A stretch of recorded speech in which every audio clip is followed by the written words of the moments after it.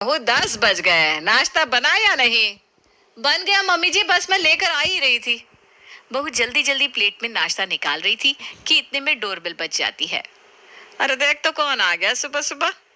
श्वेता जाकर दरवाजा खोलती है तो पाती है कि सामने ननद गुंजा अपने पति और बच्चों के साथ खड़ी हुई है। अरे गुंजा, तुम ऐसे अचानक? अरे भाभी, सारी बातें दरवाजे पर ही पूछ लेंगी क्या? यहीं से वापस लौट आने का इरादा है या मैं अंदर आऊं? अरे नहीं नहीं, मेरा वो मतलब नहीं था। आओ आओ, अंदर आओ, बैठो। श्वेता अपनी ननद गुंजा, नंदोई समीर और उसके दोनों बच्चों को लेकर अंदर ड्राइंग रूम में आती है। सास करुणा भी बेटी गुंजा को अचानक आया देखकर एकदम हक्की बक्की सी रह गई थी। अरे बहू, फोन किया था क्या गुंजा ने आने से पहले? मम्मी जी, गुंजा कभी फोन करके आती है जो आज फोन करके आएगी? उसकी तो आदत है हम लोगों को सरप्राइज देने की। बस दे दिया सरप्राइज। इसमें इतना हैरान होने वाली क्या बात है? पहली बार थोड़ी ना ऐसे आई हैं। अरे बेटा, नाश्ते का समय है, अब ये लोग आ गए हैं तो ऐसा करो, नाश्ता इन लोगों के सामने लगा दो। हमारे लिए देखते हैं, फिर कुछ और बना देना। सास नाश्ता लगाने के लिए कहकर बाहर ड्राइंग रूम में चली गई। अरे मम्मी, 10 बज रहा है, कुछ नाश्ता वाश्ता बनाया है या नहीं? आप ऐसा करो, भाभी से बोलकर चाय के साथ सीधा नाश्ता ही लगवा देना, बड़ी तेज भूख लग रही है। तुम बैठो, नाश्ता बना हुआ है, मैं अभी लगाती हूँ। श्वेता ननद के परिवार के लिए नाश्ता लगाती है और उसके बाद अपने परिवार के लिए नाश्ता बनाने के लिए एक बार फिर से किचन में जुट जाती है। अरे ये कोई तरीका होता है? किसी के घर जाने से कम एक फोन कॉल तो कर लेना चाहिए। अब मैंने अपने बच्चों के लिए नाश्ता बनाया था, सारा नाश्ता मेहमानों के आगे सर्व कर दिया। बेचारे बच्चे कब से भूख से चिल्ला रहे हैं। नाश्ता बनाने में अब फिर से कम 1 घंटा तो लगेगा ही। भाभी श्वेता को बहुत गुस्सा आ रहा था, लेकिन फिर भी द्वार पर आए अतिथि का अपमान तो नहीं किया जा सकता, इसलिए चेहरे पर झूठी हंसी रखकर श्वेता गुंजा की आवभगत में जुट जाती है। दोपहर लंच के समय। ये बताओ, नाश्ता तो हो गया, अब लंच के लिए क्या बना रही हो?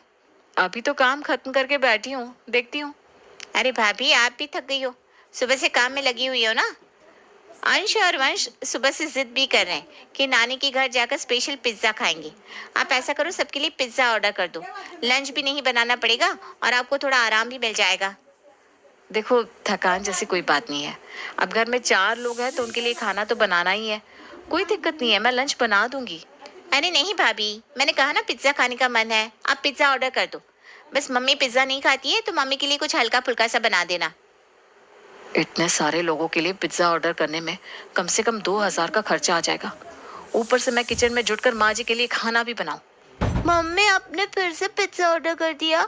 अभी पिछले हफ्ते ही तो बुआ आई थी, तब भी आपने पिज्जा ही मंगाया था।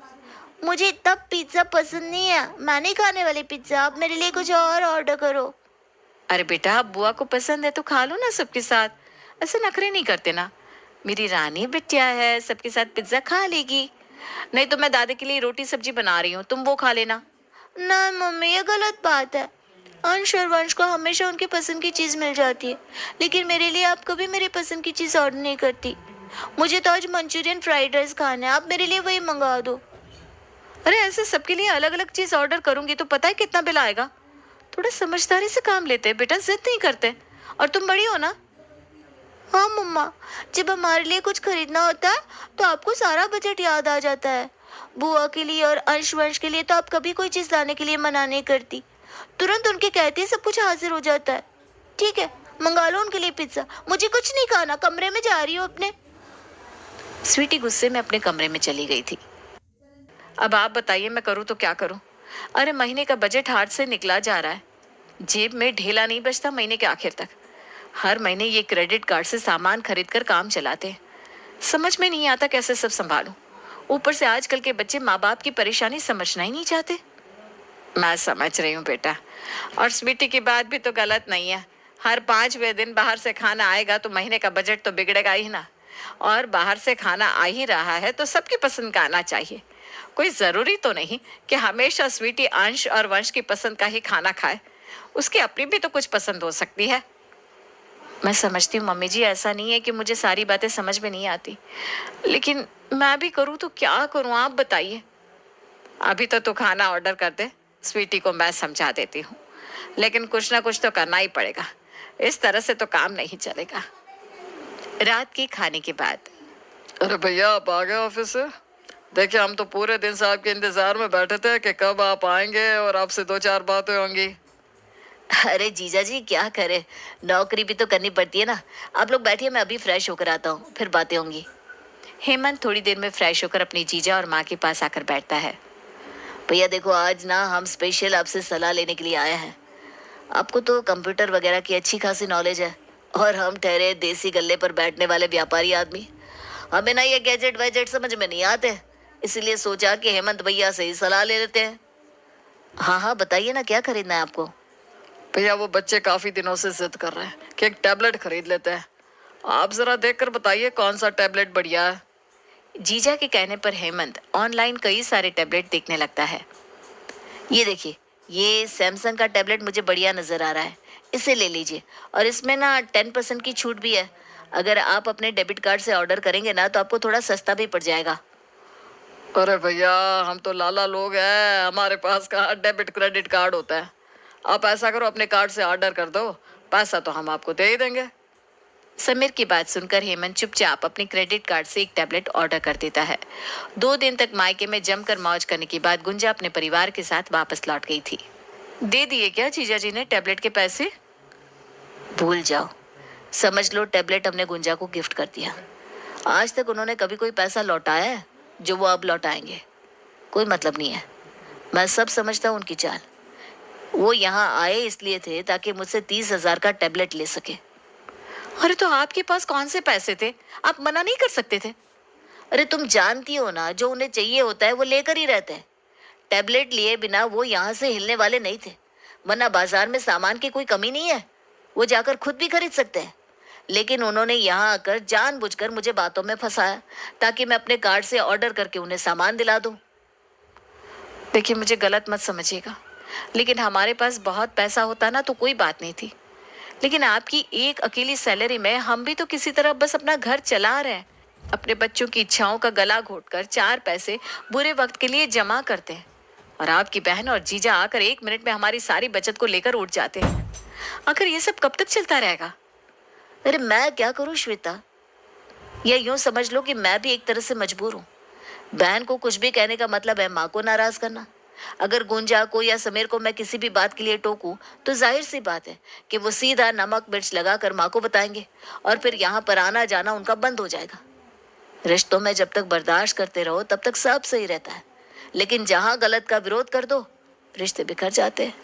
मैं नहीं चाहता कि माँ से उनकी बेटी छिन जाए। अब चाहे गुंजा जैसी भी है, लेकिन माँ के लिए तो उनकी इकलौती बेटी है ना। उनके लिए बेटी से ज्यादा जरूरी कुछ भी नहीं है। मैं समझती हूँ हेमंत, इसीलिए 10 सालों से अपनी आंखों से देखकर भी ये मक्खी निगल रही हूँ। ऐसा नहीं है कि मुझे तुम्हारी बहन की चालाकियां समझ में नहीं आती, खूब समझती हूँ मैं। जब उन्हें अपने बच्चों के लिए कपड़े खरीदने होते हैं तो यहाँ आकर जबरन मुझे बाजार ले जाती हैं ताकि मैं अपने आप उनके और उनके बच्चों के कपड़ों का बिल पे कर दूं। जब बाहर से खाना खाना होता है तो उन्हें हमारा घर नजर आता है। जब भी कोई सामान खरीदना हो तो हम नजर आते हैं। ऐसा लगता है जैसे एक नहीं, दो दो परिवारों की जिम्मेदारी उठा रहे हैं हम। अगले महीने तीज आ रही है, अब तुम देखना, तीज पर तुम्हारी बहन आएगी तो पता नहीं क्या क्या डिमांड करेगी। जिसका श्वेता को डर था वही हुआ। अगले ही सप्ताह में गुंजा एक बार फिर अपने मायके आ जाती है और आकर पति के बिजनेस में घाटे का रोना रोने लगती है। अरे भाभी, आपकी तो शादी इतने अच्छे घर में हुई है। भैया नौकरी करते हैं, कुछ भी हो हर महीने हाथ में सैलरी तो आती ही है ना। अरे तंगी क्या होती है ये ना हमसे पूछो। किसी किसी महीने तो इनका बिजनेस बिल्कुल ठप पड़ जाता है। बाजार से राशन लाना भी मुश्किल हो जाता है। ऐसे में अगर त्योहार आ जाए तो समझ में नहीं आता कि बच्चों के सामने कहाँ मुंह छुपाए। अरे गुंजा, ऐसा क्यों कह रही हो? इतनी तंगी में चल रहा है क्या जीजा जी का व्यापार? हाँ भाभी, अब क्या बताएं आपको। किसी से कहने से दुख कम तो होता नहीं, इसीलिए हम तो अपना रोना कभी किसी के आगे रोते ही नहीं। ऊपर से जॉइंट फैमिली में रहने पर सास ससुर के ताने सुनो वो अलग। सावन का महीना है, सास ननद सब लोग नए कपड़ों की डिमांड कर रहे हैं। क्या करें, कुछ समझ में नहीं आता। देखो इस बार ना मेरा हाथ तंग है, तो तीज पर कम से कम 5 साड़ी दे देना आप मुझे। आप जो मुझे देंगे ना उसी में से निकाल कर अपनी दोनों ननद और सास को एक एक साड़ी दे दूंगी। क्या करें, रिश्तेदारी तो निभानी है ना। देख बहू, इसकी बातों में आने की कोई जरूरत नहीं है, झूठ बोल रही है ये। कल ही इसकी सास मिली थी मुझे बाजार में, कह रही थी भगवान की कृपा से बेटे का बिजनेस बहुत अच्छा चल रहा है। अभी कोई नया क्लाइंट मिला है जिससे पूरा 5 लाख का ऑर्डर मिला है। लेकिन ये तो हमेशा मायके में आकर रोती ही रहती है। खैर, इसके रोने का कारण मैं बहुत अच्छी तरह समझता हूँ। बस मायके से ज्यादा माल लेने के लिए ये झूठी सच्ची बातें किया करती है। इतना गरीब नहीं है समीर कि त्योहार पर अपनी माँ और बहन को एक साड़ी भी ना दिलवा सके। अरे सब चालाकी है इसकी। ये चाहती है कि इसको अपनी जेब से 1 रुपया भी खर्च ना करना पड़े और अपने साथ साथ अपने ससुराल वालों का खर्चा भी हमारे यहाँ से ही निकाल ले। बस बहू, पानी सर के ऊपर से बह रहा है। स्वीटी कितने महीने से जिद कर रही है कि उसको स्कूल के प्रोजेक्ट के लिए लैपटॉप की जरूरत पड़ती है, लेकिन हाथ तंग होने के कारण तुम उसे दिलवा नहीं पा रही हो। जबकि पिछले ही महीने अपने 8 साल के बच्चे को गेम खिलवाने के लिए गुंजा टैबलेट लेकर गई है। ऐसा नहीं है कि मुझे कुछ दिखाई नहीं देता, लेकिन मैं सोच रही थी जब तक रिश्तेदारी निभ रही है निभा लेते हैं। लेकिन अब बस देख सुन, मेरे पास एक आइडिया है। अगले दिन, गुंजा, तुम तो हमेशा मेरी छोटी बहन की तरह ही रही हो। मैंने कभी तुम्हें अपनी बहन से कम नहीं समझा। हाँ भाभी, मैंने भी तो आपको हमेशा अपनी बहन की तरह ही प्यार किया है। पर हुआ क्या? ऐसी बातें क्यों कर रही हो? ठीक है, अगर तुम सच में मुझे अपनी बहन समझती हो ना, तो क्या कुछ दिनों के लिए मुझे अपने घर में रहने की जगह दे पाओगी? मुझे ना अब इस आदमी के साथ नहीं रहना। अरे तंग आ गई हूँ मैं अपमान बर्दाश्त करते करते। बात बात पर मुझे नीचा दिखाते हैं और यही ताना देते हैं कि मेरा इस दुनिया में कोई नहीं है, तो मैं उन्हें छोड़कर कहीं नहीं जा सकती। मैं ना तुम्हारे घर आकर कुछ दिन रहना चाहती हूँ, ताकि इन्हें भी तो एहसास हो कि मेरे मायके वाले ना हो तो कोई बात नहीं, लेकिन मेरी ननद ही मेरी छोटी बहन है। भाभी की बातें सुनकर ननद बेचारी धर्म संकट पे फंस गई थी। अच्छा भाभी, आप परेशान मत हो, आ जाओ। अरे भैया, ऐसे स्वभाव के बिल्कुल नहीं है। देखना, जैसे ही गुस्सा ठंडा होगा अकल ठिकाने आ जाएगी उनकी। कुछ ही देर में श्वेता अपने दोनों बच्चों और सास को लेकर ननद गुंजा के घर पहुंच जाती है। क्या हुआ? आपका भी भैया के साथ झगड़ा हो गया क्या? मेरी बहू के साथ इतनी उल्टी सीधी बातें की उसने। मुझे उससे कोई रिश्ता ही नहीं रखना, कोई बात नहीं करनी उससे। जहां मेरी बहू रहेगी मैं भी वहीं रहूंगी। गुंजा को तो कुछ समझ में नहीं आ रहा था कि आखिर वो माँ और भाभी को क्या समझाए। फिलहाल तो वो मम्मी और भाभी को ले जाकर बैठक में बिठाती है और उनके लिए चाय नाश्ता बनाने लगती है। बुआ, बहुत तेज भूख लग रही है, आज खाने में क्या बनाओगी?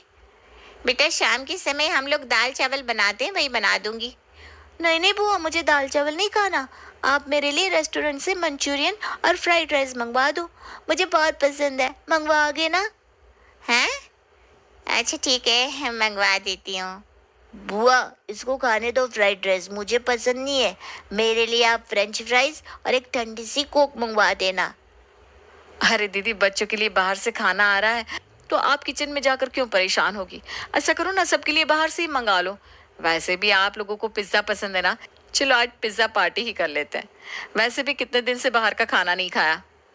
भाभी के कहने पर बेचारी गुंजन सबके लिए बाहर से खाना ऑर्डर कर देती है।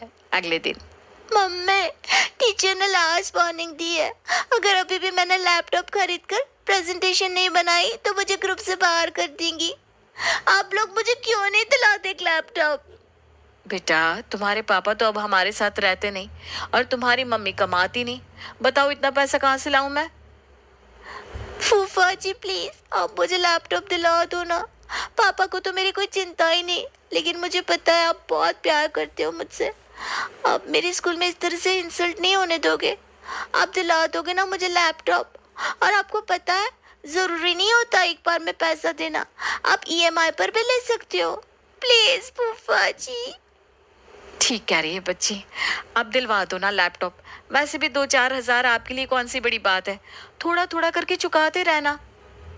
दामाद जी, वैसे आपके ऊपर इतना बोझ डालना हमें अच्छा तो नहीं लग रहा, लेकिन अब जब आपके पास ही रह रहे हैं तो अपना सुख दुख भी आप ही को बताना पड़ेगा ना। देखिए, 3 दिन बाद ना जन्मदिन है बीनू का। हम इसके जन्मदिन पर हर साल बड़ी धूमधाम करते हैं। अब इस बार ऐसा समय है कि हम लोग यहाँ रह रहे हैं। अगर बच्चे का जन्मदिन नहीं मनाएंगे तो बड़ा मायूस हो जाएगा। अब ज्यादा कुछ मत करना, बस एक 2-2.5 किलो का केक बनवा देना और बच्चों के लिए कपड़े ले आना। और हमने ना इसको पिछले साल से वादा कर रखा है कि जन्मदिन पर नई साइकिल दिलाएंगे। बस एक साइकिल का जुगाड़ और कर लेना किसी तरह, बाकी ज्यादा धूमधाम की कोई जरूरत ना है। हाँ। अरे इतना सब कुछ तो बता दिया, अब क्या जान लोगे जन्मदिन के नाम पर? 20,000 का खर्चा बता दिया और ऊपर से कह रही है ज्यादा धूमधाम की जरूरत नहीं है। श्वेता और उसके परिवार को गुंजा के यहाँ आए लगभग एक सप्ताह हो गया था और इस एक सप्ताह में गुंजा हजारों रुपए खर्च कर चुकी थी। ऊपर से 3 टाइम का खाना बनाना और पूरा दिन बच्चों की झिकझिक सुनकर अब उसका सब्र जवाब दे रहा था।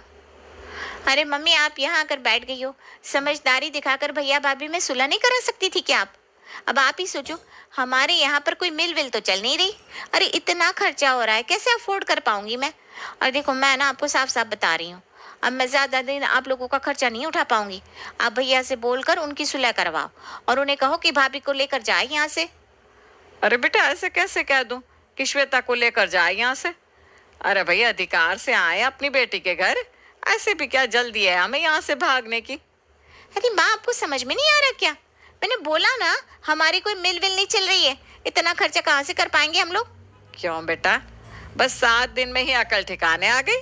और जो तू पिछले 10 साल से कर रही है अपने भाई भाभी के साथ, उसके बारे में सोचा है? महंगे कपड़े खरीदने हो, जूते खरीदने हो या मोबाइल टैबलेट खरीदना हो, तुझे फटाफट मायके की याद आ जाती है। इतना ही नहीं, तेरे बच्चों को कुछ स्पेशल खाने का मन होता है तो तू उन्हें मायके लेकर चली आती है ताकि तेरी भाभी को खर्च करना पड़े और तेरी जेब से 1 रुपया खर्च ना हो। अभी तक तो तुम दोनों मियाँ बीवी अपना खर्च हमारे यहाँ से निकालते थे, लेकिन अब तो तू अपने ससुराल वालों का खर्चा भी अपने मायके से लेने लगी है। तुझे क्या लगता है, तेरी मिल नहीं चल रही तो क्या तेरे भाई की मिलें चल रही है? हाँ, वो इतना खर्चा कैसे करता होगा, कभी सोचा है?